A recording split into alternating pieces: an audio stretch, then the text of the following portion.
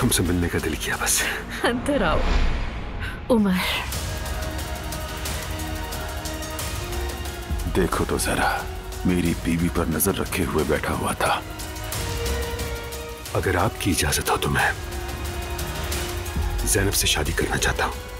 आप बखूबी जानते हैं कि रिश्ता मांगने के लिए खानदान के बड़े साथ आते हैं, मगर मैं आपके साथ कोई बड़ा नहीं देख रही। मैं भी इस रिश्ते को कबूल नहीं करती उमर साहब। बात दरअसल ज़ैनब के बारे में है। तुम्हें मुझे फोन करने की जरूरत कहाँ से हुई? देखो, अगर दोबारा मुझे फोन किया तो अगली बार मेरा लहजा इससे भी ज्यादा सख्त होगा। अगर मैंने इन्हें एक पल भी सुकून से छोड़ दिया तो मेरा नाम भी रेहान नहीं।